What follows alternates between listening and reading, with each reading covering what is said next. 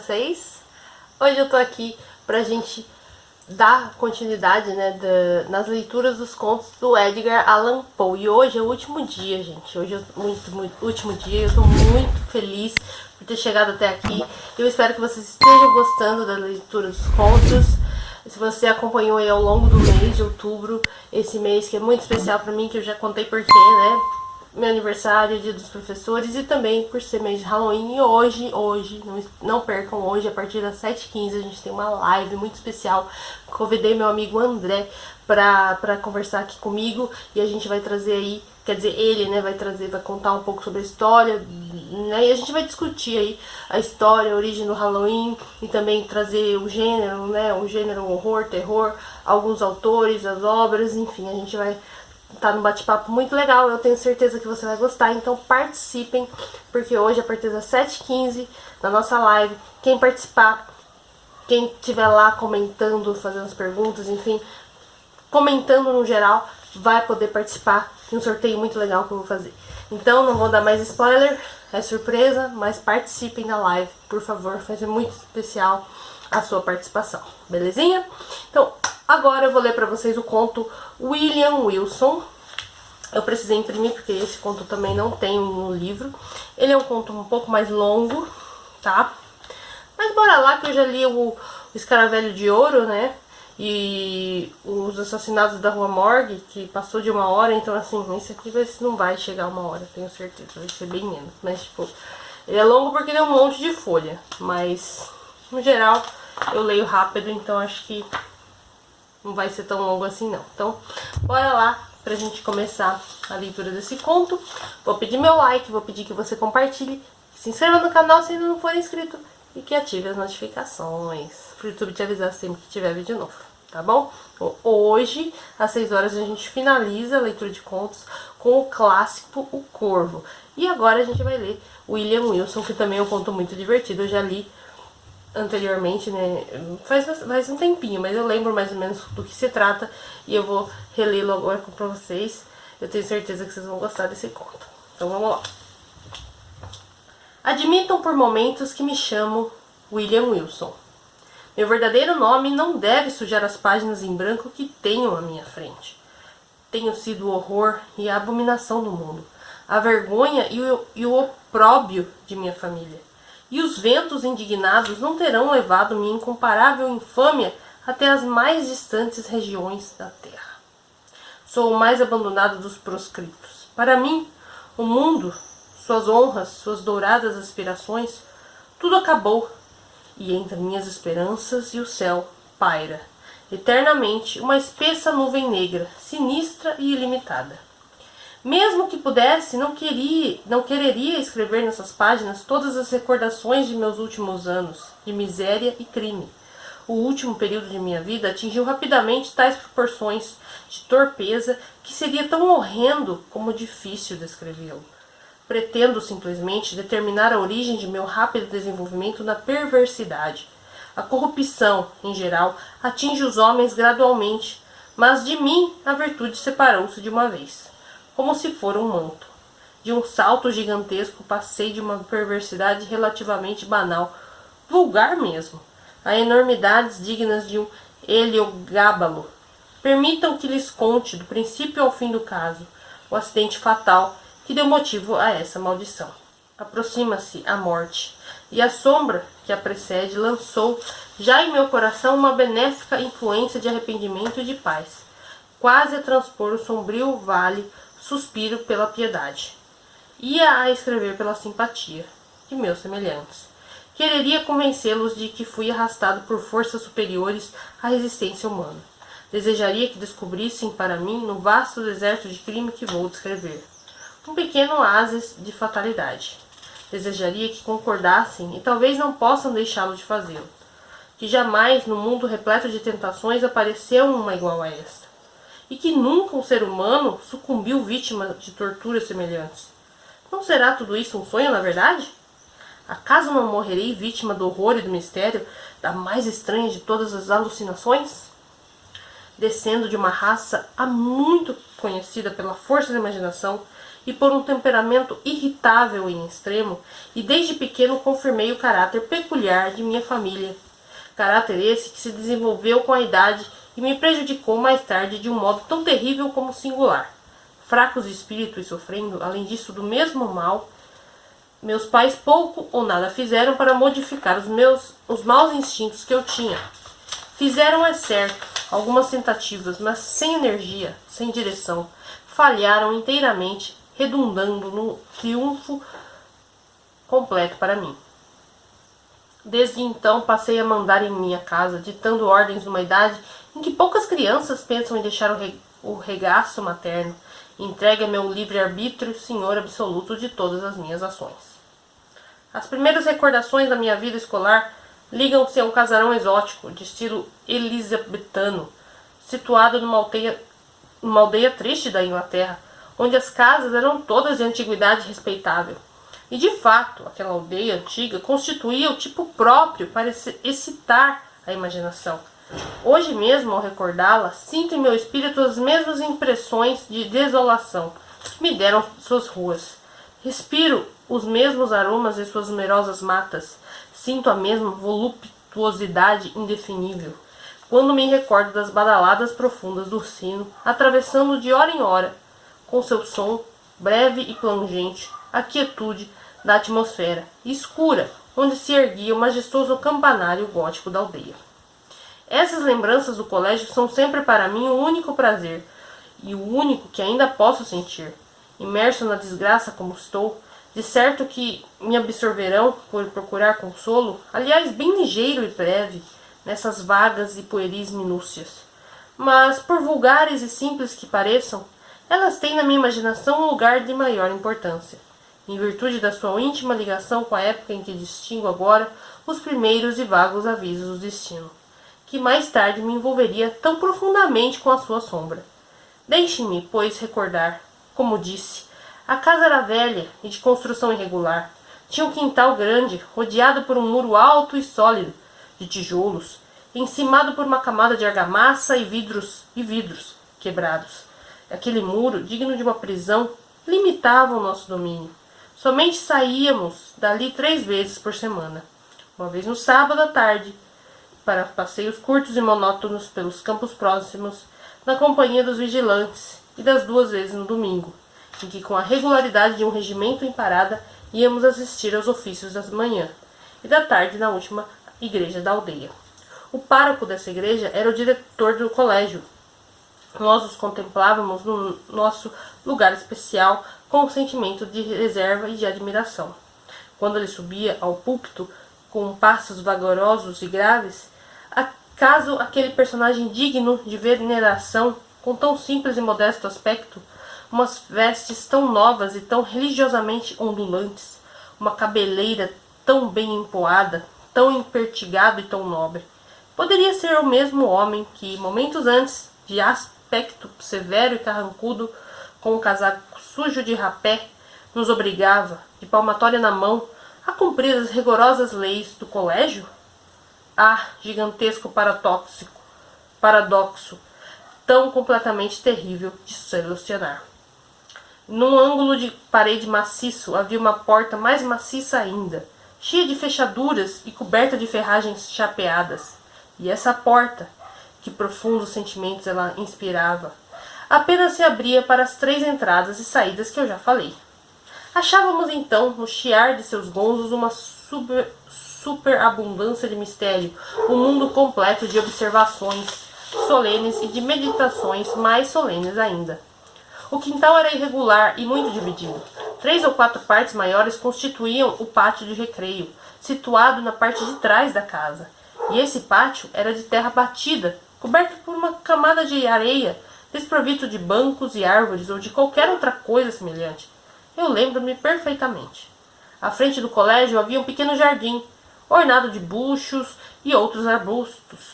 No entanto, só nos franqueavam esse oásis sagrado em dias solenes, tais como o dia da entrada no colégio e o da saída definitiva, quando partíamos alegremente para a casa paterna nas férias de Natal ou de Páscoa. E o edifício?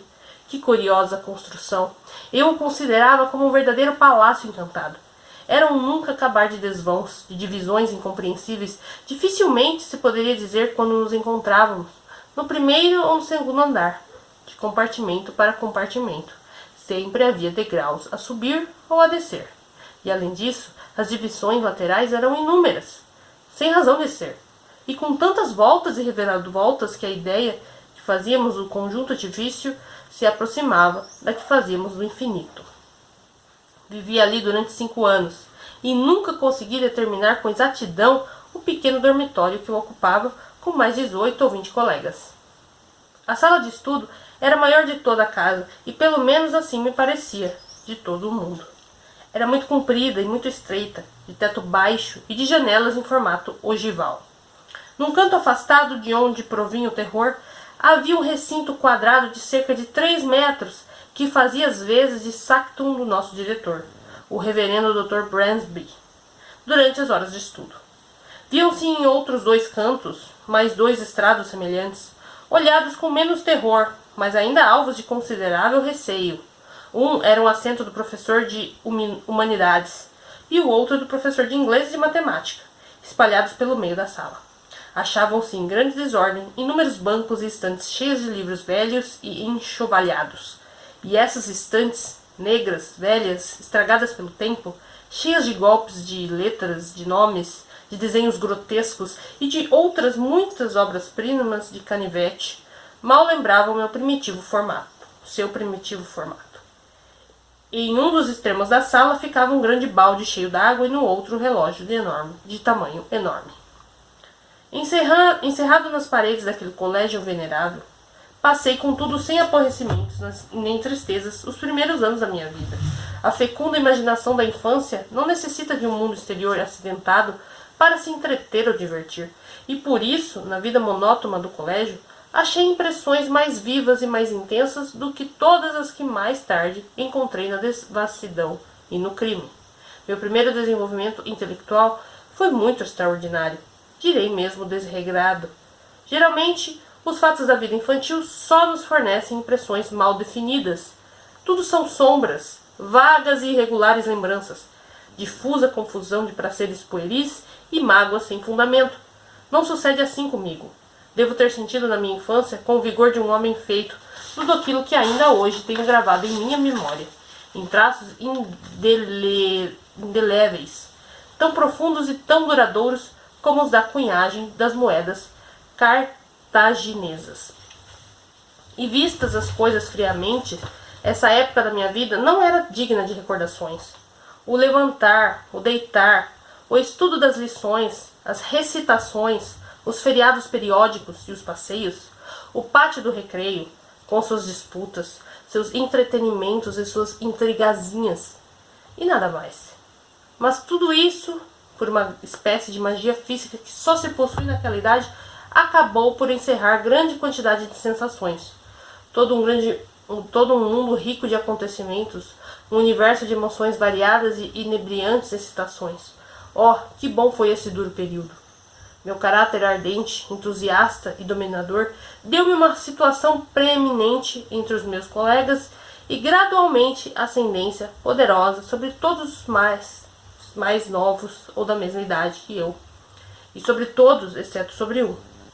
Era um aluno que, sem ter comigo qualquer parentesco, tinha o mesmo nome de batismo e o mesmo nome de família. Fato este pouco notável, visto que o meu nome, apesar de sua nobre origem, era um nome vulgar.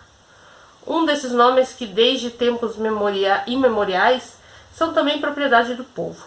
Tomei essa narrativa o nome de William Wilson, nome falso, que não é muito diferente do verdadeiro. Como já disse, só um colega meu, aquele meu homônimo, rivalizava comigo nas lições, nos jogos e nas lutas do recreio. Eu não acreditava nas minhas declarações, assim como não me submetia à minha vontade. Recusava, enfim, suportar a minha ditadura e manifestava-o sempre que lhe era possível. Se há na terra um despotismo supremo e irrestrito, é de um menino de gênio sobre as almas menos enérgicas dos seus colegas. A rebeldia de William constituía para mim fonte de desgosto.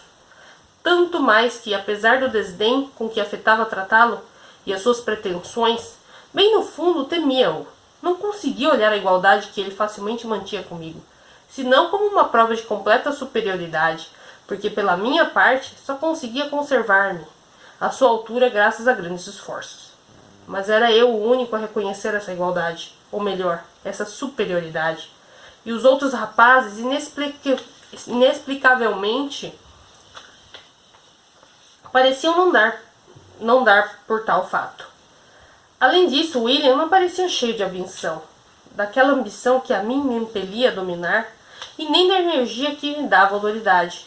Parecia que o único fim da sua rivalidade era o caprichoso desejo de me contradizer, de me atemorizar, de me atormentar, embora muitas vezes não pudesse deixar de notar, com um sentimento misto de espanto, de raiva e de humilhação, que o meu rival associava às suas contradições impertinentes.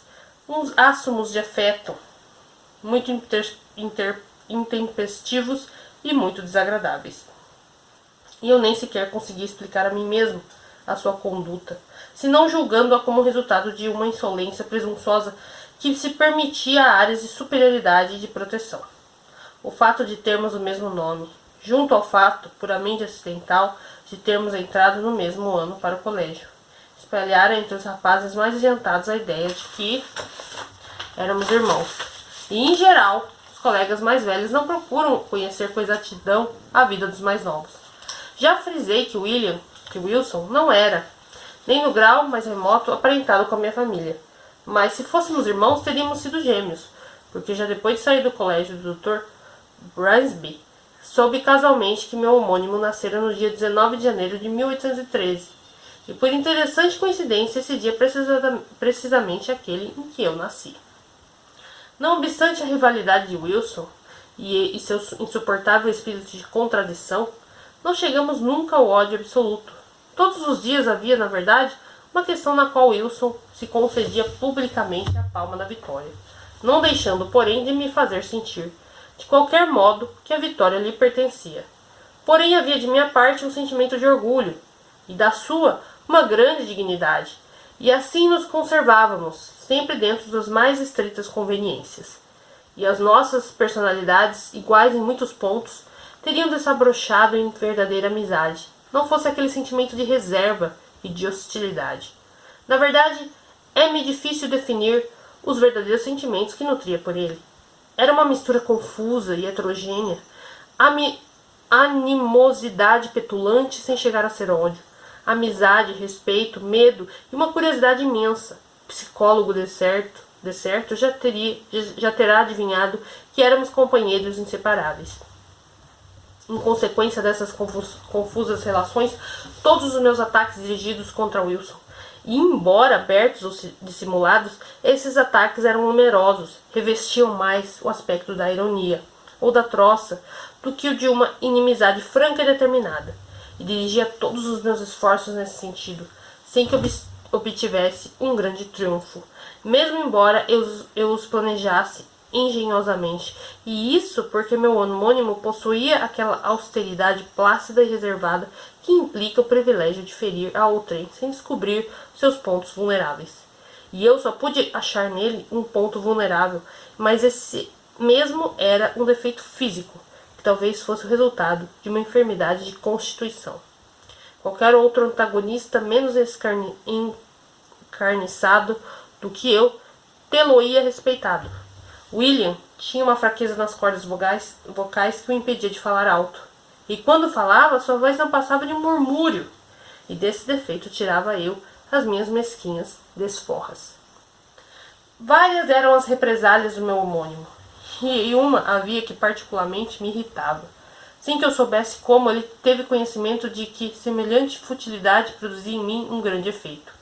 Mas logo que eu soube isso, constituí para ele o seu gênero de tortura predileto, meu nome de família, falho de graça e de elegância, e mesmo meu nome próprio, tão trivial e tão plebeu, eram e sempre foram para mim motivo de grande desgosto.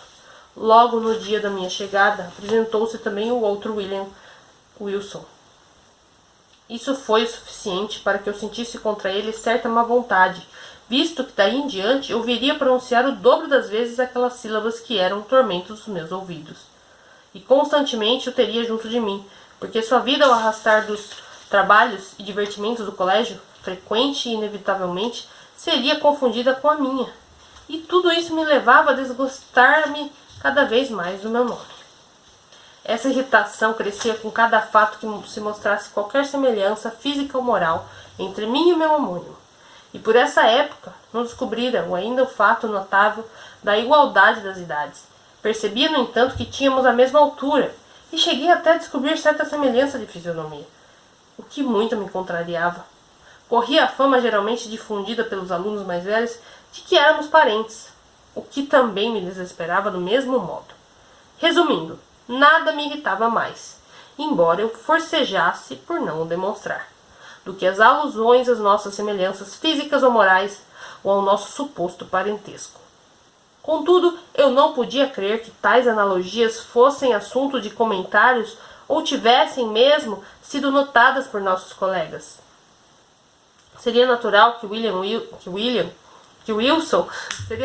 Wilson lhes desse tanta atenção quanto eu.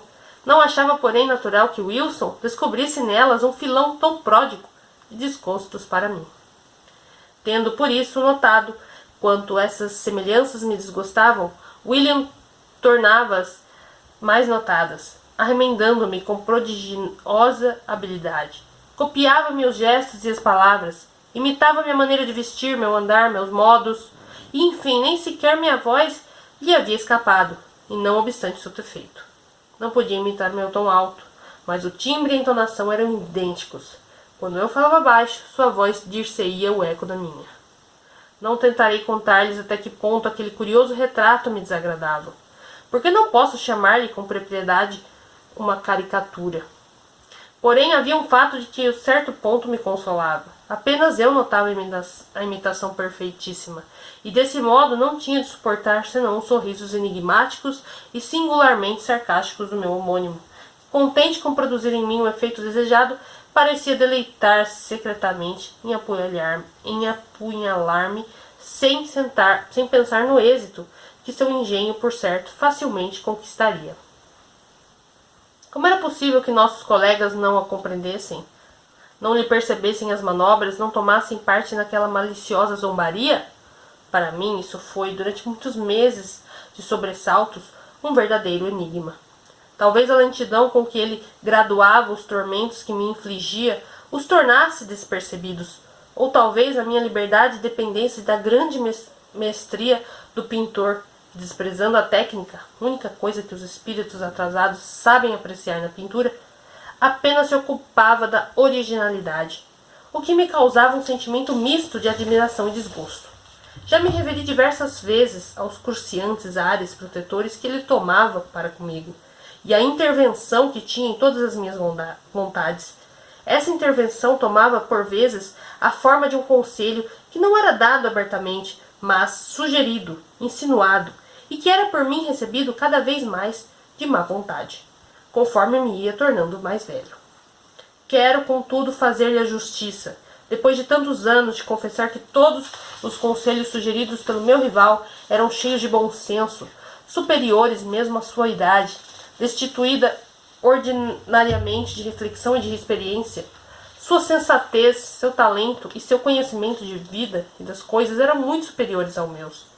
E eu seria hoje um homem melhor, e por isso mesmo mais feliz, se tivesse seguido os conselhos que aquelas sensatas sugestões continham, e que então só me inspiravam raiva e desprezo. Por fim, revoltei-me por completo contra sua vigilância odiosa, detestando cada vez mais o que eu considerava uma intolerável insolência. Já disse que, nos primeiros tempos da nossa camaradagem, os meus sentimentos para com William poderiam ter se convertido em amizade, se as circunstâncias fossem outras. Porém, no decorrer dos últimos meses em que estive no colégio, apesar de suas maneiras habituais de me importunar terem deixado de ser tão frequentes, os meus sentimentos tinham evoluído nitidamente para o ódio.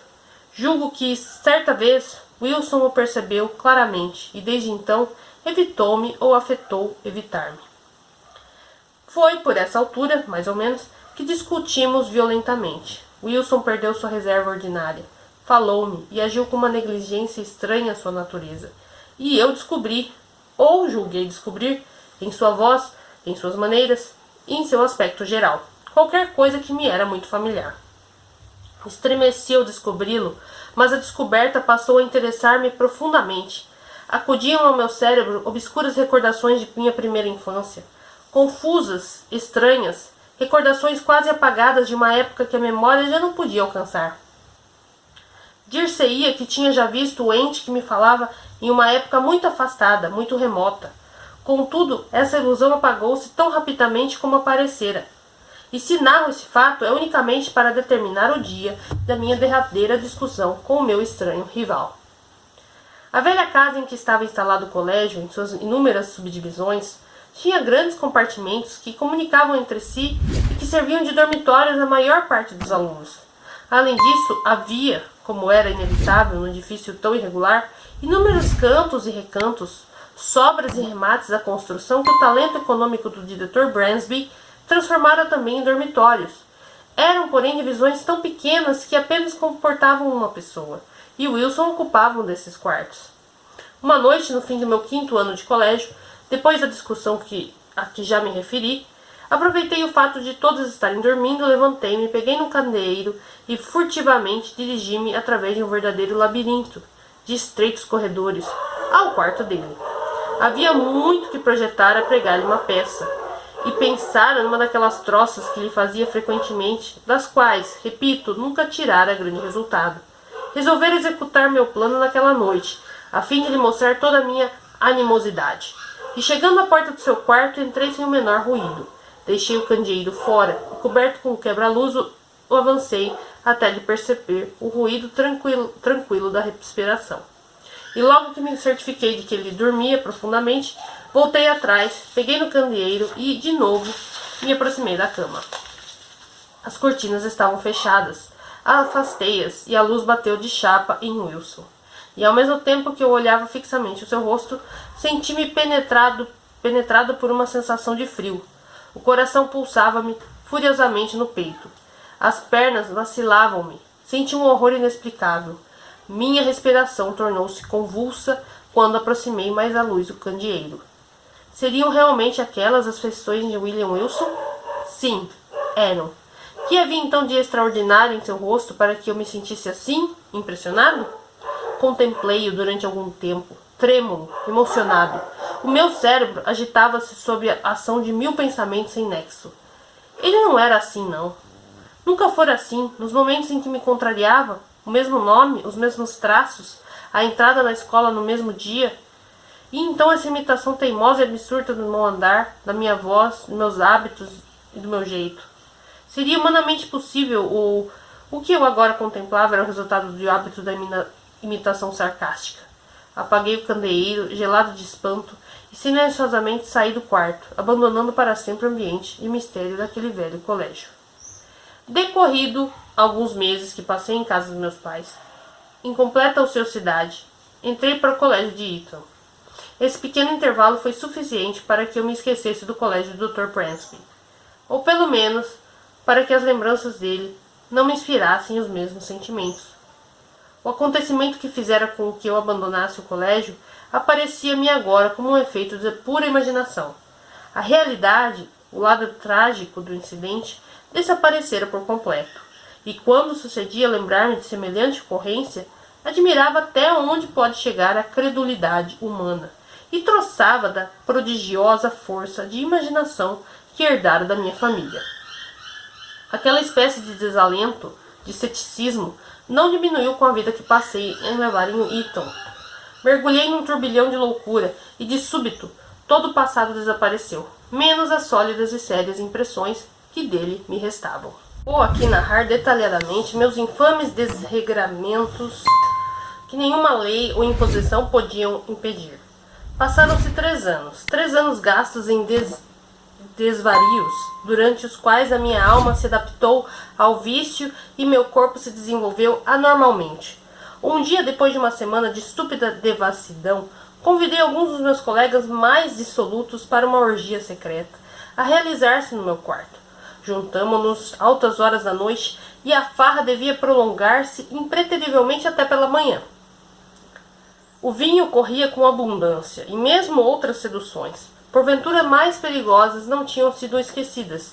Ao nascer o sol, o delírio e as extravagâncias tinham atingido seu auge. Com o entusiasmo que me vinha da embriaguez e do jogo, obstinava-me em propor um brinde absolutamente indecente, quando me distraí com a entrada precipitada de um criado, anunciando-me alguém muito apressado que me pedia que lhe fosse falar no vestíbulo. Inflamado como estava pelo vinho, aquela interrupção causou-me mais prazer do que surpresa. Saí do quarto cambaleando e em pouco tempo estava no vestíbulo, uma sala baixa, estreita, apenas iluminada pela fraca luz da madrugada, que entrava pelas janelas em arco. A pessoa que me esperava era um jovem mais ou menos da minha estatura, com um fato de casimira branca absolutamente igual ao que eu então vestia.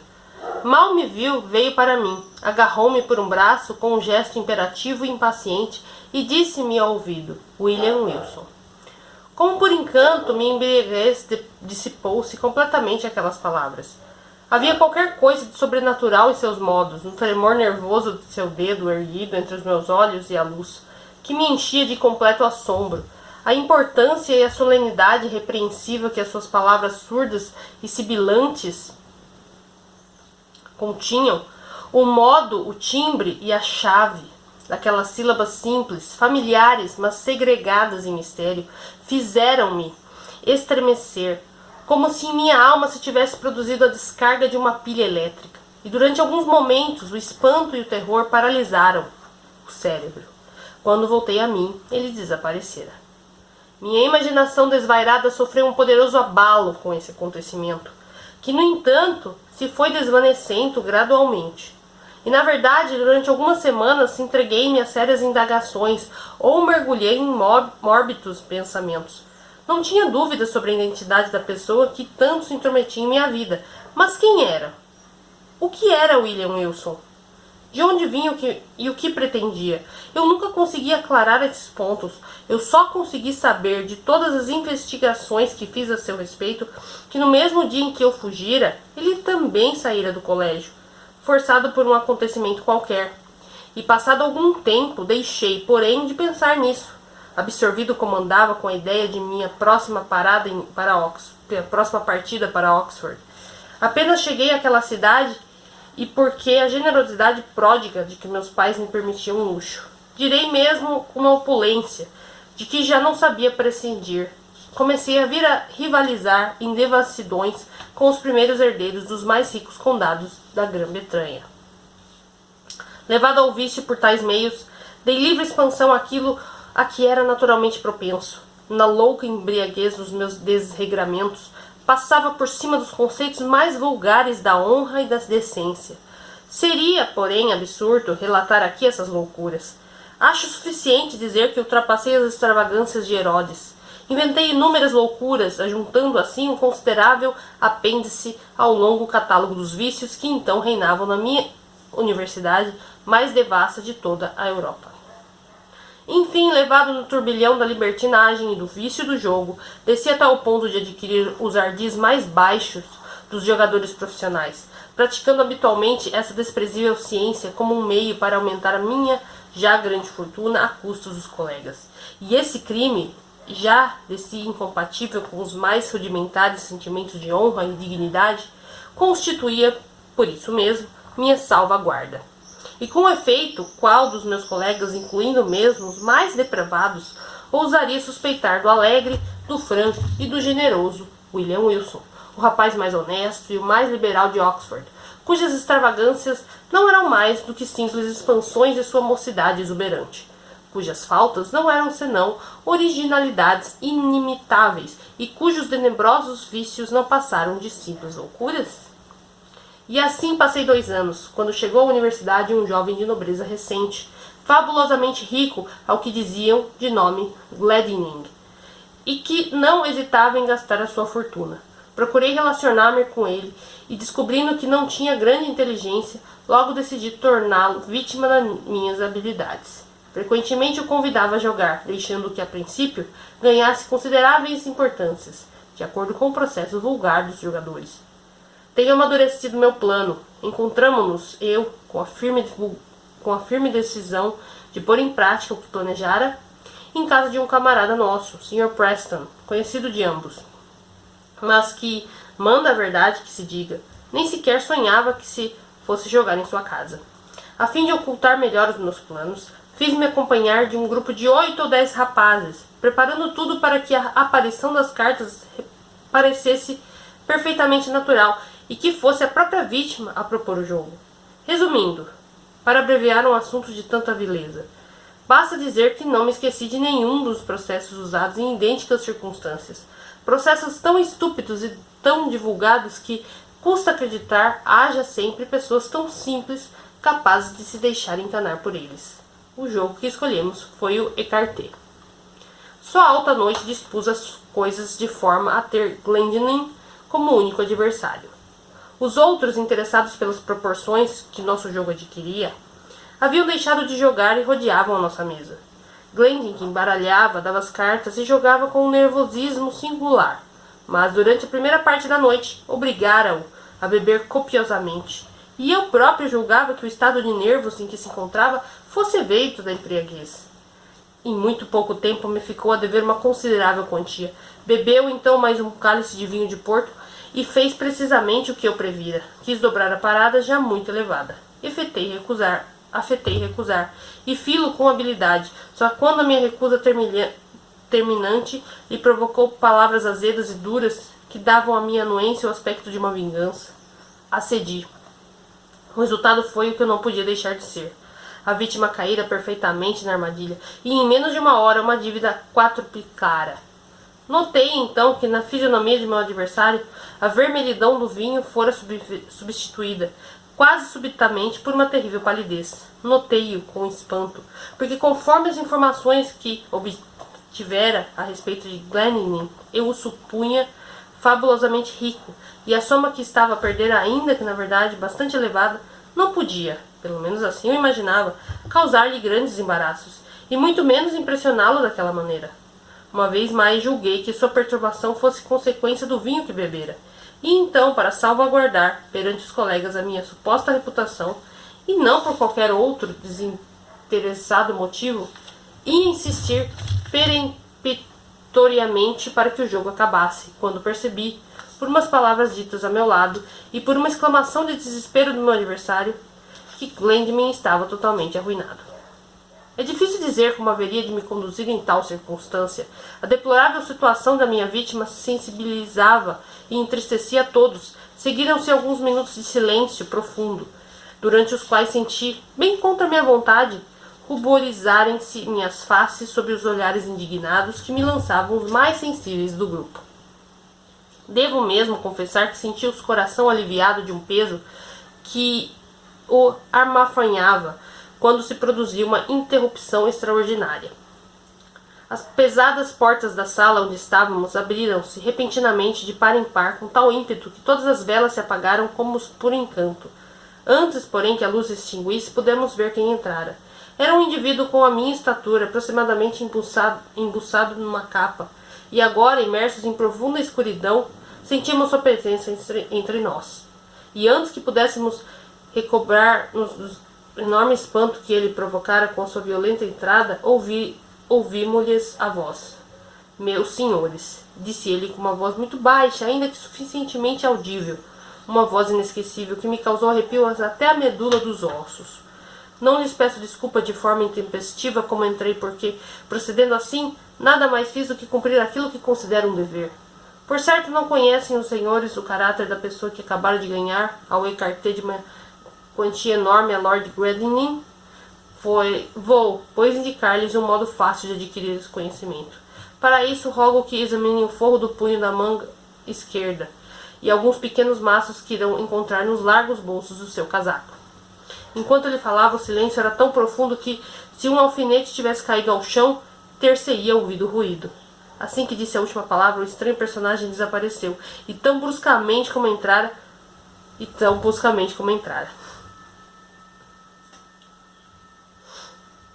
Assim que disse a última palavra, o estranho personagem desapareceu, e tão bruscamente como entrara. Poderei ou saberei eu próprio descrever o que então me sucedeu? Apenas senti que era agarrado por muitas mãos e que se acendiam de novo as luzes, e em seguida revistaram-me cuidadosamente. No forro da manga encontraram as cartas principais do ecarté e nos bolsos do chaquetão alguns baralhos de cartas, em tudo iguais às que usávamos nos nossos jogos, apenas com a diferença de que as minhas eram, como se costuma dizer, marcadas, sendo as que de maior valor um tanto mais convexas do lado menor e as ordinárias imperceptivelmente convexas do lado maior.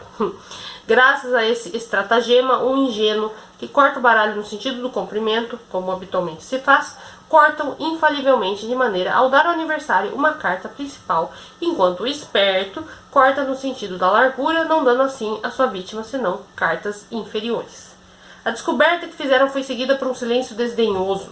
Havia em todos os rostos sorrisos sarcásticos que me feriram muito mais profundamente do que os mais indignados insultos. Senhor Wilson, disse o dono da casa, enquanto levantava do chão uma capa esplêndida, forrada de ótimas peles. Sr. Wilson, isso lhe pertence, julgo eu, disse ele, fitando a capa com um sorriso dúbio. Fazia frio e eu trouxera uma capa que tirara ao entrar. Acho que é desnecessário procurar nessa capa mais provas das suas habilidades. Bastam as que já encontramos. Por certo, o senhor compreenderá a necessidade de abandonar Oxford. Entretanto, convido-o a sair imediatamente da minha casa. Enxovalhado, humilhado até a lama, é provável que eu tivesse castigado essa linguagem tão aviltante com uma agressão pessoal, se não estivesse tão completamente absorvido por um fato excepcionalíssimo. Minha capa era riquíssima, forrada de boas e variadas peles, e seria desnecessário acentuá-lo, de elevado preço. O talhe fora inventado por mim, porque nessa altura me preocupava muito com essas futilidades do luxo. Creio mesmo que levava minha fúria pelas modas ao exagero. Foi por isso que quando o Sr. Preston me estendeu a capa que levantara do chão, eu vi, com um espanto que melhor lhe diria horror, de ter no braço a que me pertencia, embora aquela fosse em tudo semelhante à minha, mesmo nos pormenores mais ínfimos.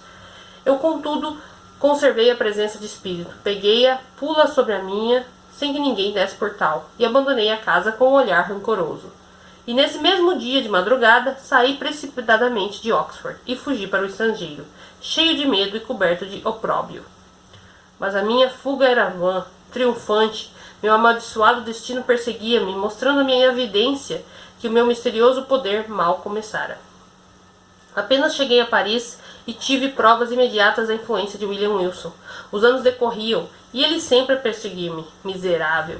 Em Roma, com que interesse impertinente, com que ternura de espectro veio se colocar-me entre mim e a minha ambição. O mesmo em Viena, em Berlim, em Moscou, onde poderia eu ir se não tivesse imediatamente tristes razões para amaldiçoar com todo o ódio que transbordava da minha alma? E ao fugir, cheio de pânico e terror de sua perseguição tirânica, dir-se-ia que procurava fugir da peste. Fugi até o fim do mundo, mas minha fuga era vã. E eram sempre as mesmas perguntas que eu fazia continuamente a mim mesmo. Quem é? De onde vem? E punha-me então a analisar minuciosamente os traços mais característicos de sua teimosa vigilância. Mas nem sequer nisso consegui algo que me pudesse servir de base às conjecturas que arquitetava. Era digno de nota o fato de que sempre que Wilson se intrometia na minha vida e sempre que me desfazia os planos, tratava-se de enormes loucuras da minha parte que, se levadas a cabo, por certo me acarretariam desgraça. Mas que pobre justificativa para uma autoridade tão imperiosamente usurpada! Mas que parca indenização pelo roubo do meu livre-arbítrio, tão insolente como contínuo! Caso curioso. Embora meu carrasco persistisse com grande destreza e habilidade em imitar a minha maneira de vestir, havia muito tempo que, sempre que intervinha, nunca mostrava o rosto. Fosse quem fosse esse maldito William Wilson, o certo era tal mistério ser o cúmulo do esnobismo e da tolice.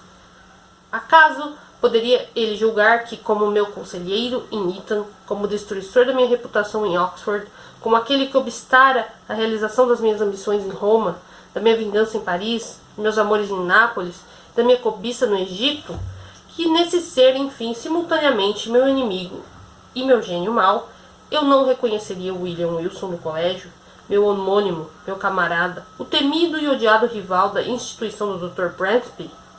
Era impossível, mas já é tempo de contar a terrível cena final desse drama. Eu sempre me submetera até então de uma maneira covarde à sua imperiosa vontade. Habituara-me a acatar todo o respeito, o elevado caráter, a grande sabedoria, as ilusórias onipotência e onipresença do meu homônimo. Acatava-o com um sentimento misto de terror e de admiração, graças a certos aspectos de sua maneira de ser e a certos privilégios que ele possuía e que me davam uma ideia de fraqueza e impotência de minha parte. Era essa ideia que me obrigava a uma humildade completa, embora cheia de revolta e repugnância por suas arbitrárias imposições. Ultimamente, porém, abandonara-me por completo ao álcool, que atuava de forma irritante sobre o meu caráter hereditário, tornando-me mais e mais rebelde a todas as censuras. Comecei a resmungar, a hesitar, a opor resistência. Senti-me então possuído pelo pressentimento de uma grande esperança que me obcecava cada vez mais. Por fim, tomei de súbito uma resolução sombria e desesperada. Nada menos que libertar-me de vez da minha submissão. Passou-se isso em Roma, no Carnaval de 18. Encontrava-me em um baile de máscaras dado no palácio do Duque de Broglio, e nessa noite bebera mais do que o costume e sentia-me excepcionalmente irritado pela atmosfera pesada dos salões repletos de gente. Havia grande dificuldade em passar por entre os pares, o que me exasperava sobremaneira. Procurava ansiosamente, não confessarei aqui com que indigno propósito, a jovem, alegre e bonita esposa do duque, homem velho e excêntrico. Ela contara-me, imprudentemente, a maneira como vira vestida ao baile. Quando finalmente a avistei no outro extremo e me dirigia até ela, senti que alguém me tocava de leve no ombro e ouvi o bem conhecido, porque inesquecível, murmúrio ao ouvido. Murmúrio que eu tantas vezes já amaldiçoara. Furioso, voltei-me para o indivíduo que ousara distrair-me do meu fim e violentamente segurei pelos ombros. Vestia, como era de prever, roupa absolutamente igual à minha. Um manto de veludo azul, à espanhola, uma espada suspensa da cintura por um talim vermelho. Tinha o rosto completamente oculto por uma máscara de seda preta. Miserável! Exclamei com uma voz rouca de cólera. Cólera que crescia em mim a cada palavra que dizia. Miserável! Embusteiro! Maldito patife! Chegue de me perseguir e me atormentar.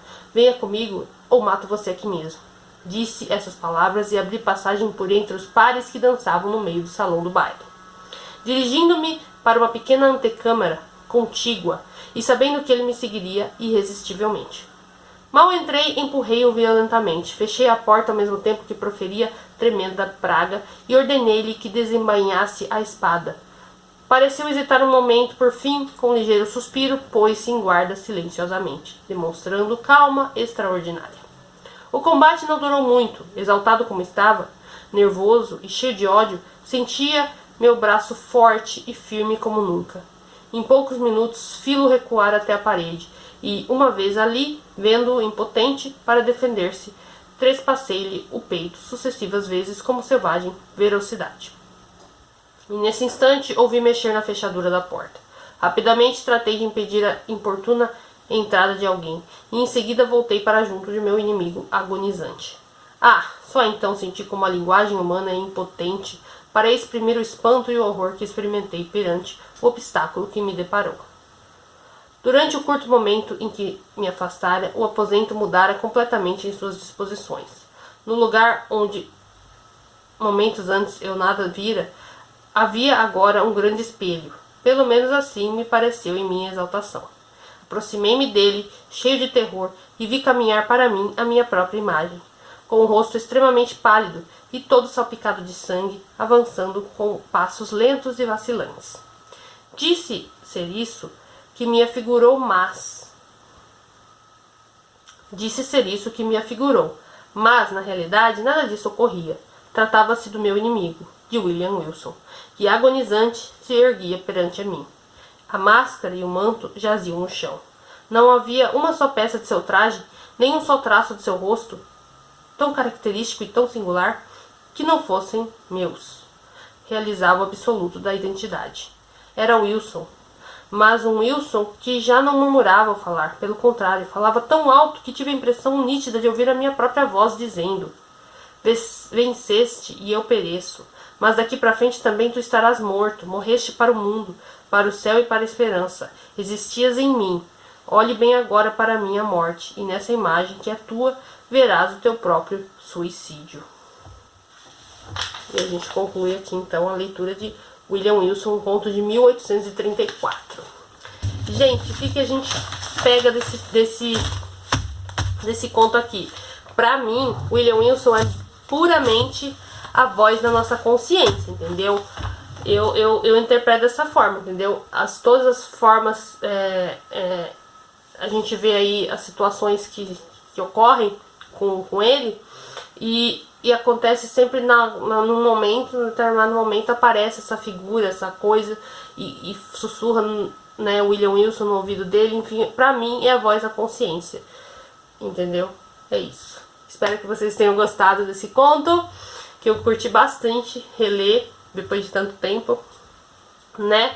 E é isso. Mais tarde eu venho então para finalizar aí o mês de outubro com os contos do Allan Poe. Eu volto com O Corvo, que é um clássico. E também hoje, não esqueçam, hoje, a partir das 7h15 da noite, tem live aqui no canal com a ajuda do meu amigo André, né? A participação do André, que a gente vai contar aí a origem, a história do Halloween, gênero do terror, os principais autores, obras, enfim, a gente vai dar um bate-papo muito legal. Eu conto com você, tem surpresa, tem sorteio. A surpresa é um sorteio, então participem, belezinha? Um beijo e até mais tarde, então, às 6 horas, com a leitura de O Corvo. Vamos fechar aí o mês de outubro, né? Outubro Sinistro aqui no canal, belezinha? Espero que vocês tenham gostado e é isso. Até mais tarde, então. Tchau, tchau.